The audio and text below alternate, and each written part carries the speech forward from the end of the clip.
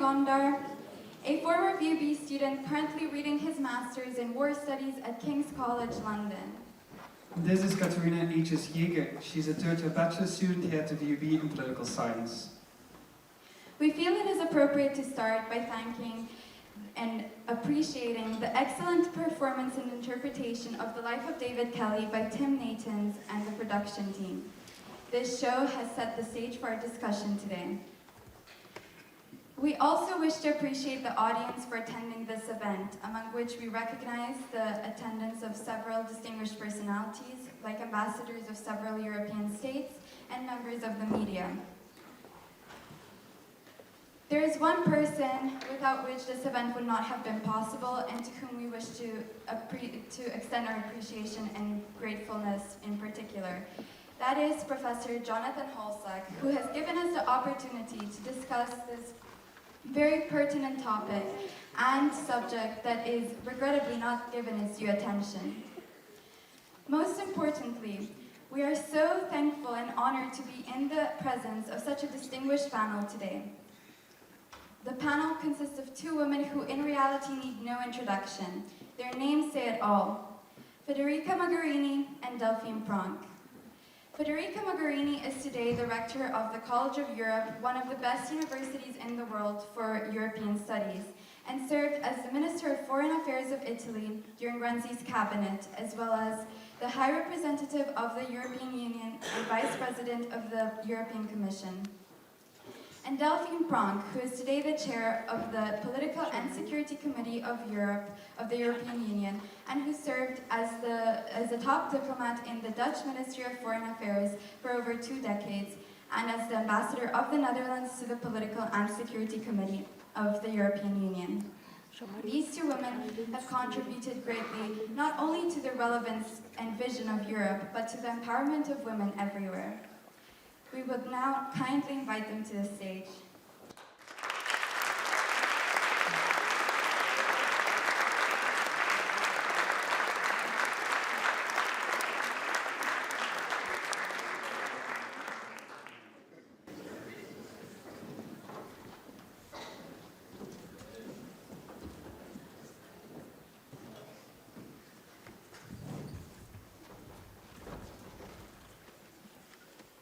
Today, hopefully with their reflections and personal insights, we'd like to come to a better understanding of this very important and ambitious topic, namely ethics in diplomacy and politics.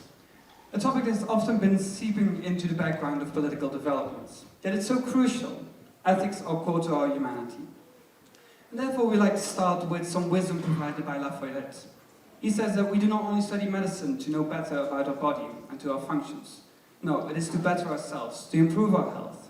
And therefore we study ethics as well, not just for some philosophical enlightenment, but also to improve our living conditions and to make our lives better. Ethics is so important, and ethical conscience is crucial. Diplomacy is a profession, but also a vocation. And diplomacy sustained by ethics is a mission guided by values. And therefore we're looking very forward to this discussion today, to come to a better understanding of ethics, and how ethics can contribute to understandings, and perhaps to results. This is the end of our short introduction. We'll start with some questions we have prepared, and afterwards we'll kindly invite the floor to make some comments and some questions as well. With no further ado, we'd like to start our panel. The play has underlined well the importance of secrecy in the conduction of diplomacy. But secrecy is also a double-edged sword. It can mask bad policy and abuse. President Wilson therefore advised, "Diplomacy shall always proceed frankly and in the public view." Addressed to both panelists, how do you square the circle between secrecy and accountability? Perhaps Rector Mogherini can start us off, and then Ambassador Pronk can give us her reactions. Thank you. Well, first of all, let me thank you for moderating this discussion tonight. Also, let me thank Jonathan for putting this together, and all of you, and Delphine for sharing the stage with me tonight. And the play. I have to admit, I think it's very difficult to say something after what we've seen. And for me in particular, it has been very emotional. And I was just sharing with Delphine a little but big for me, important emotional detail, as soon as he said 15th of February, even before he went on saying 2003, it triggered in my mind's memories, because 15th of February 2003 for me was a very important day, because I was at the time 29 years old, and I was one of those that was organizing the demonstration against the war in Rome. 3 million people, New York Times having a big headline on the front page the day after saying, this is the second superpower, the war, the anti-war movement. And I was wondering all the time now, seeing the play, for sure we were on the right side, but did we manage to change things? So I think that's not only being on the right side of history and doing what you think is wrong, is right, is the important thing to do, but also to measure the impact of what you're doing is something important. Sorry, I had to share this before I try to answer your question. It's a difficult question to answer. I have to start by saying I'm not a diplomat, and I've never been a diplomat. I was one of those that were making the decisions, which might be even worse in reviews. To defend myself, I can say I always did what I thought it was right, so I never had a moment where I was forced, or I felt forced to take decisions I was not fully convinced of. I might have been wrong anyway, but I was wrong on the basis of my own convictions. And I was never a diplomat, so on this I think Delphine can share more. But yes, secrecy, I would say confidentiality more than secrecy, is an essential part of foreign policy, no matter if you're a diplomat or a politician or a civil servant. It is part of foreign policy to a certain extent. How you square the circle, again, I think that a diplomat can tell us more about that. For me, actually, secrecy was never an element of my work in foreign policy, neither as a minister nor as a high representative, and even less so as a member of parliament, where you really are much more free, actually, to do your own things. But confidentiality is a different thing, because it's an attitude that allows you to establish a ground of exchanges with your interlocutors that make them feel comfortable in sharing or doing things that otherwise they wouldn't dare to even express. But for me, personally, the compass of all my actions and my words when I was in office for those 6 years was always to say and do things that I knew could have managed to stand the public judgment. I never used, I think only twice in 6 years, secure lines for phone calls. I always said in private the same things that I knew could have been said in public, and I felt comfortable in doing that. This is different than saying that everything that was said and done was public. But this is mainly to create a space for your interlocutors, your partners, sometimes your adversaries or your enemies, to enter into a zone of exchange that can be more productive than the public one. But for me, secrecy was never a component of the equation. Now, I guess Federica leaves then the most difficult part of that secrecy to me. But let me first and foremost also thank you, Tristan and Katarina, Jonathan, for allowing me to be up here in the distinguished company of Federica. But indeed, what a powerful performance, and how obvious the performance in 45 minutes showed how difficult sometimes it is to get from the very personal, ethical, moral discomfort to those very broad policy questions that we're facing today. So when you ask that question, where is that dilemma in my day-to-day job, and I'm a diplomat by profession. I live diplomacy, I breathe diplomacy, I'm married to a diplomat, my father-in-law is a diplomat. So for me it is who I am. When you ask that question on secrecy, I would say there's two other terms that come to mind, two T's. One of them is transparency, and the other one is trust. Now, like in any relationship, whether it's with your relatives, your friends, your neighbors, or in big geopolitical debate, trust is the basis of establishing a relationship, and indeed allowing, like Federica said, the other to disclose what is their agenda, also allowing them to listen to yours. On the other hand, we have transparency, and what we've seen here was a very powerful example of how lonely it can be when you feel that you are the one doing the right thing, but what about the rest? I think their transparency, and here I have the easy task of being a civil servant. For me, the transparency is where the politicians come in. They have to be accountable to the public, to their parliaments, to the international rules-based order. So my role as a diplomat, and this is maybe where it becomes difficult, whenever I feel a moral dilemma, how do you speak truth to power? And how do you make sure that your voice is heard? Groupthink, also in my profession, is one of the most dangerous things that can happen to also democratic and liberal societies, of which, thank God, we are part. So how do you organize dissenting voices? And how do you make sure your voice is heard? On the one hand, indeed, that transparency, and what we've seen in that play was there were so many different other options that he might have explored, but I also felt he didn't have the right ways to make his voice heard. Now, I think I hope, and I hope it's not a strategy, but it's a moral impediment for any diplomat. I hope that we have the learning power and the ability to make sure that dissenting voices are heard in that trust, but also in the need for transparency. Now, indeed, in lots of my work, I work with classified documents, and there might be a bit of a James Bond feeling to it, so whenever you ask me a bit deeper about divulging secrets, I can tell you, I can tell you, but then I'd have to kill you. But it's less sexy than that, because there's always this transparency and public accountability that is also part of my moral compass. I would like to ask a small question on this notion of trust.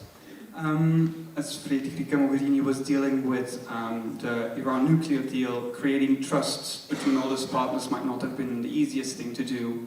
And as Mrs. Pronk is dealing with European states who a few decennia ago were torn apart by war, it might not also be the easiest thing to create trust on those topics. Maybe we'd like to reflect a bit on difficulty perhaps, or the challenge of sometimes creating trust between partners in not necessarily diplomatic negotiations. Big question. Before that, let me, if I may, elaborate, even go one step further what Delphine was mentioning before about how to find the means to communicate a message if you are in a situation like this one. And I was wondering, watching the play, what would I have done in his place? And probably my answer, which is not probably a very smart one, is that I would probably not, I would probably avoid it to be in that position, which is still, as I understand, we have most of our audience tonight is students or close to. Think twice, think 3 times, 10 times before you put yourself in a situation where you might face a moral dilemma that you're not ready to take on your shoulders. I know this is not an encouraging advice, but there are different jobs, there are different functions, all of them important. Some of them expose you to a little bit more risk of moral dilemmas to manage than others. And if you find yourself, again, it happened only once or twice to me in my entire life, so I'm very lucky about that. If you find yourself in a position where you really find it's not sustainable for you to do what you're supposed to be doing, quit. That's my advice. Or prevent yourself from being in that kind of situation. I would not stand a situation where I betray my own values and principles for the sake of doing what I'm supposed to do. Sorry, but I had to elaborate on that a bit more because I think that this is beyond everything else, the essence of this play. How do I match my moral responsibility and my function, if I believe in my function and I'm a good civil servant?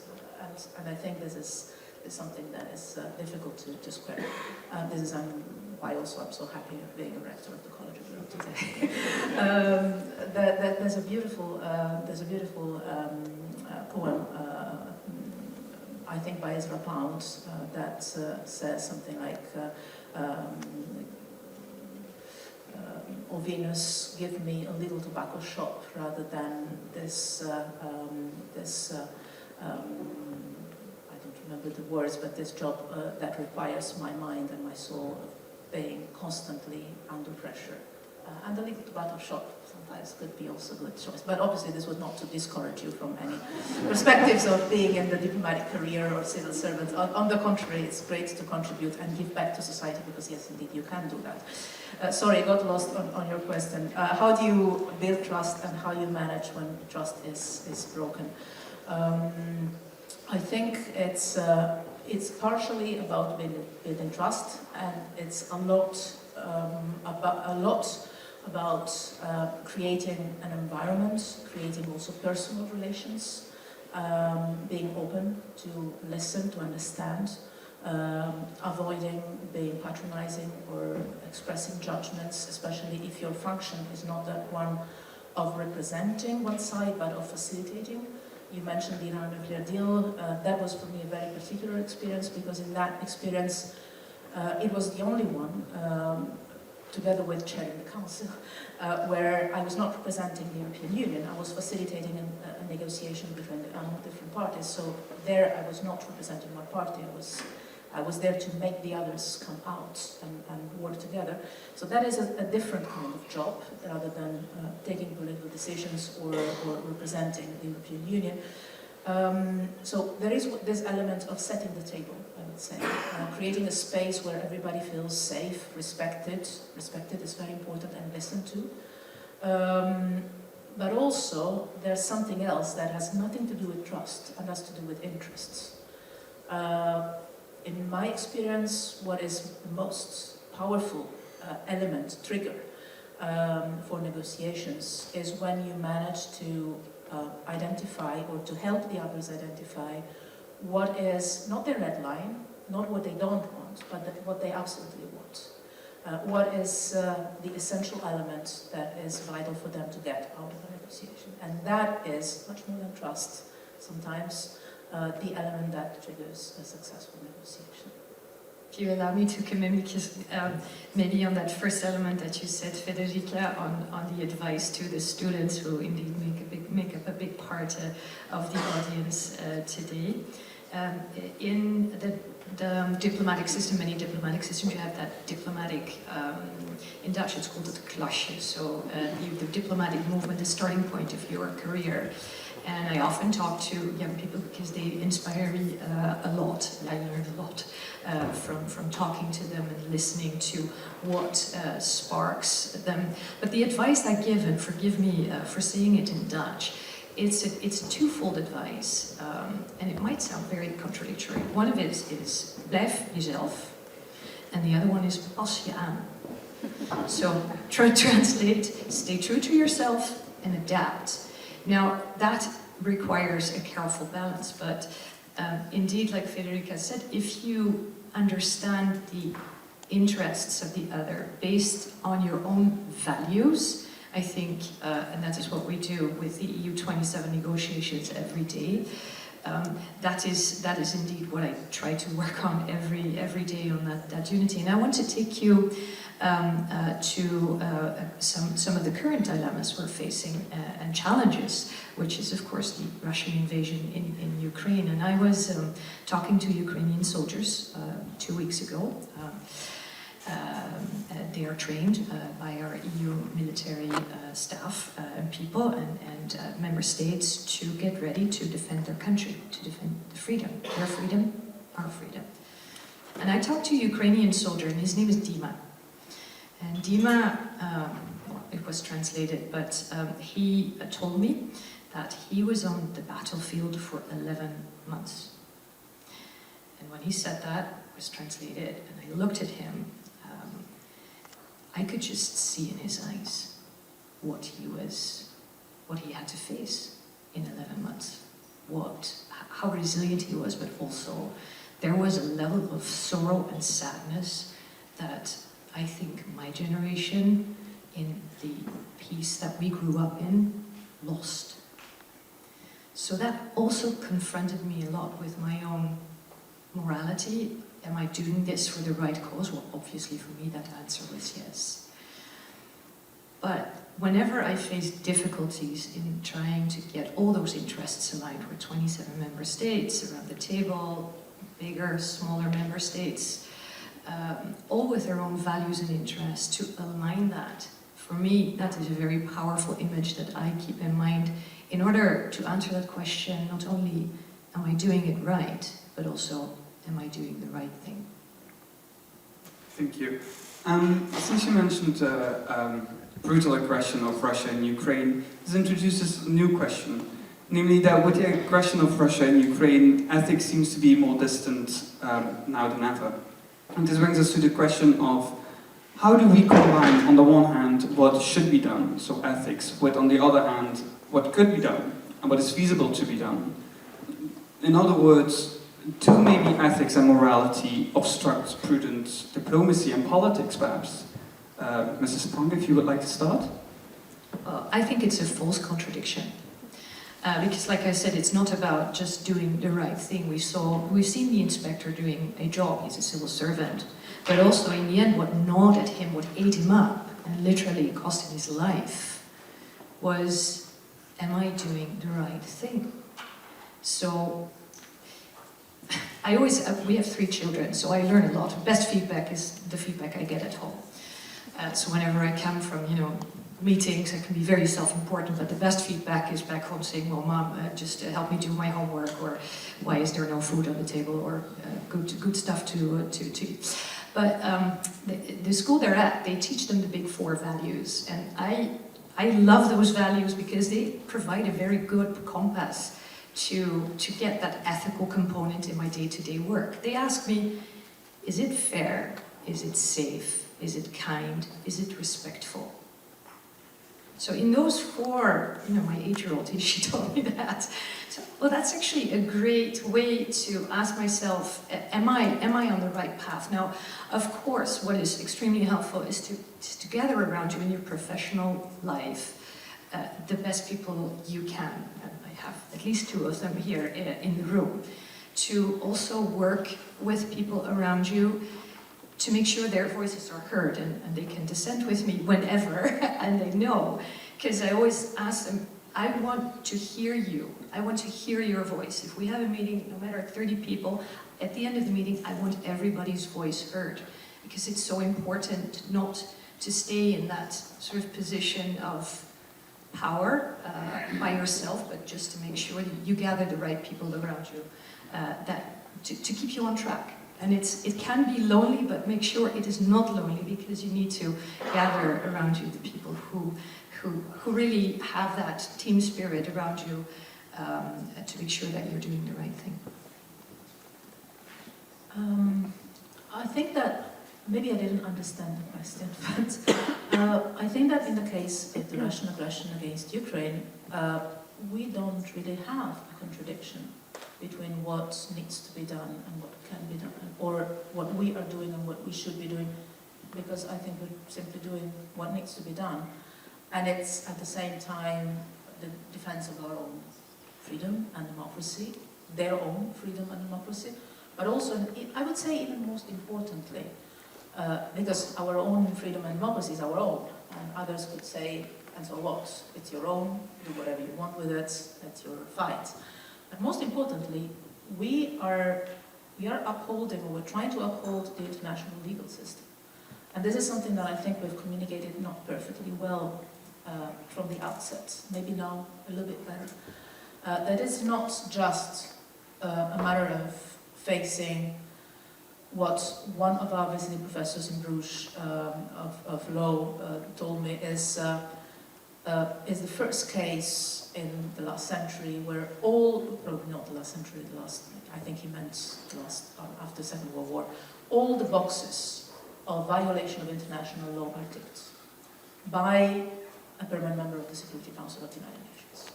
And this is what we're facing. So I think that in this case, there's no dilemma, there's no divergence between what should be done and what is being done. Probably for the first time in these last decades, I don't think we have any dilemmas about what is right, are we doing the right thing? And this is probably why the European Union has managed to react so fast and so united, and so, I would say, decisively also, using instruments that before were created, and I'm happy that we've managed to create them back then, but with some reaction that was actually unforeseeable before, on all different levels, including military support. And I think this is exactly because there is no divergence, no gap between what we feel is right and what we decide to do. In other cases in the past, it has not necessarily been the same. Maybe in this case, to complement, it also helped that intelligence, false flag operations were shared publicly. And this is, of course, one of the dilemmas that we're facing today, is the multi-complexity of disinformation, classical warfare, hybridity, cyber attacks, which news do you read, what to believe. And this is also what struck me in Tim's performance when he said the science was transparency. Well, science, of course, also not always is value-free. But it is, I think, the art of putting all that information together to allow politicians to make the right decisions. We prepared actually a couple more questions, but since we're a bit short on time, we will now turn to the audience. We will take some comments and questions from the audience, but some housekeeping observations. Please start by introducing yourself briefly, and then the 111 rule applies. One question, not a statement, in 1 minute, and first come, first serve. So. Can I ask a question? Of course. Yeah, I'm not, so I'm an actress. I just have a question. Could you tell me what the moral difference is between the invasion of Ukraine and the invasion of Iraq?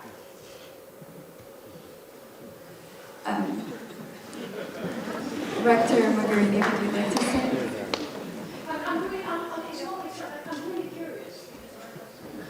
I think Federica gave part of the answer. It's the very first time that a permanent member of the UN Security Council, that is where all the UN, where all 193 countries are adhere to the UN chapter to protect and uphold territorial sovereignty, national sovereignty and territorial integrity, where a permanent member invaded another country. So in that sense, the reaction of the international community, the way we uphold the international rules-based order by supporting Ukraine, also in the UN, that is different from back then in Iraq.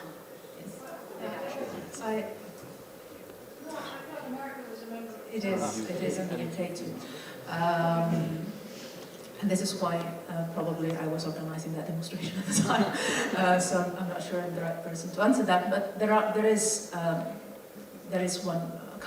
many fundamental differences, I believe.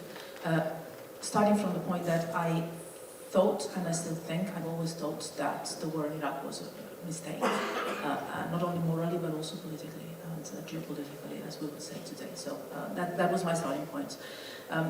I have to confess, but I was only 16 years old. I was always also having some doubts about the first war in Iraq, so you can imagine. But this is a different story.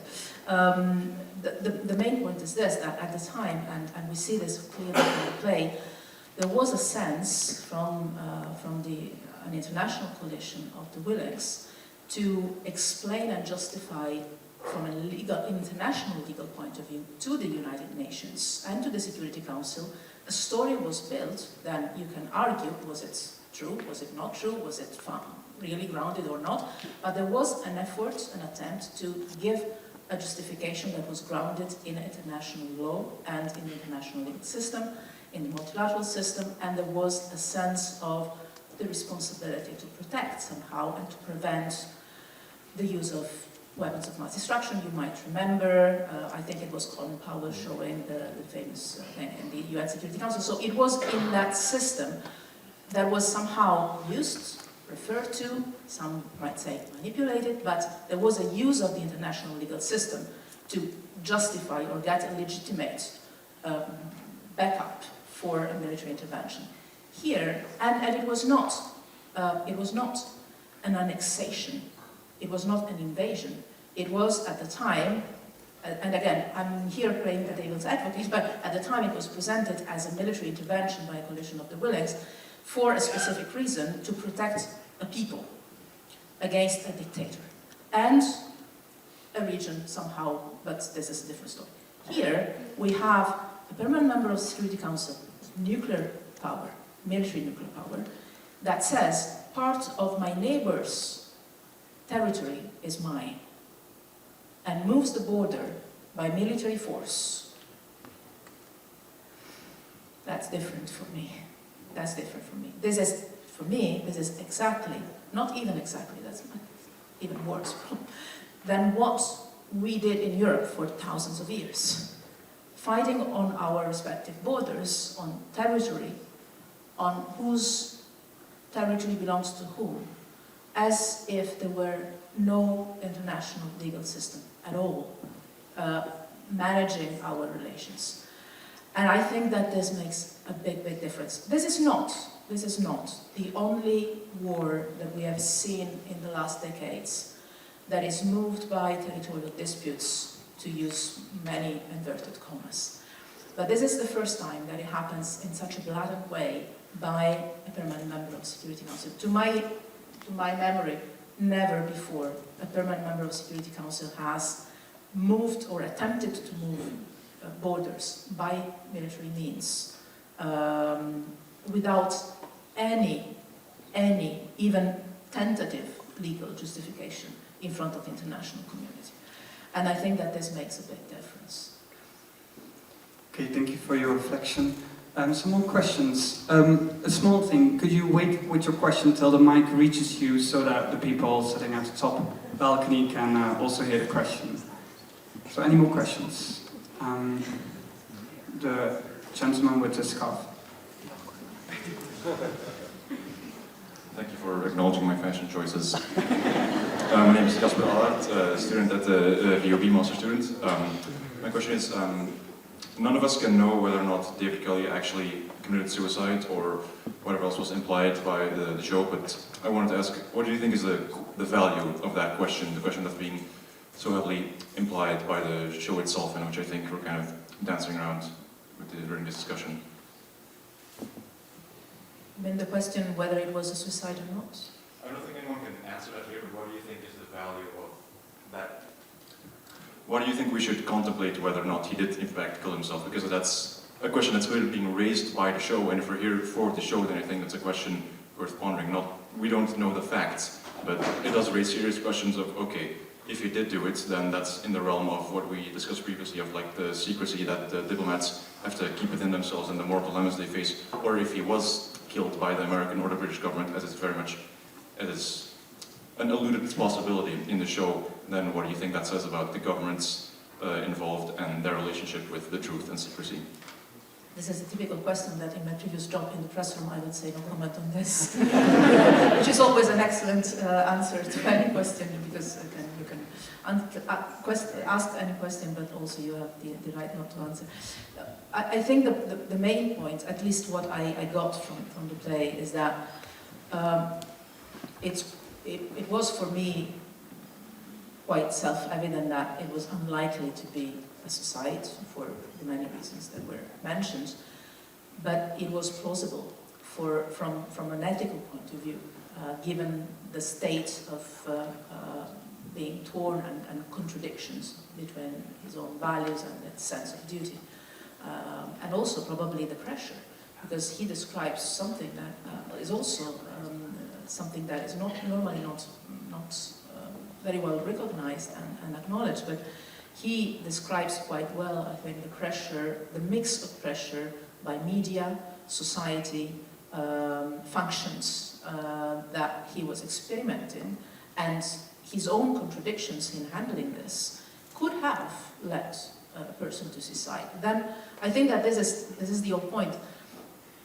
It could have been, probably it wasn't, but it could have been, and at the end of the day, it is not the main point. The main point is what is behind this, and this is the, I would say, the feeling, in his case, the certainty that what he had done as a scrupulous scientific job was, in his view, manipulated for a distorted political decision on purpose. And I think that this is something that can apply to war and peace. It can be something that be applied to science and technology, health, environment, whatever.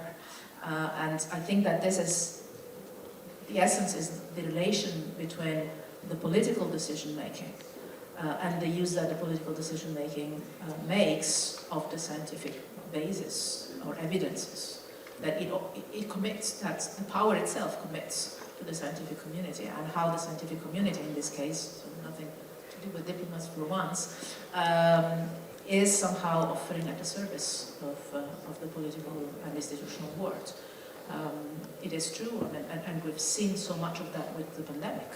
The scientific community does its own job and then delivers the results.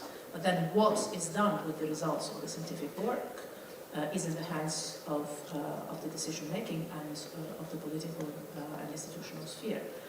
And the relation is not necessarily, not always the easiest you can imagine. And here, yes, it's a matter of, I would say, honesty of those that have the power and the responsibility to take decisions.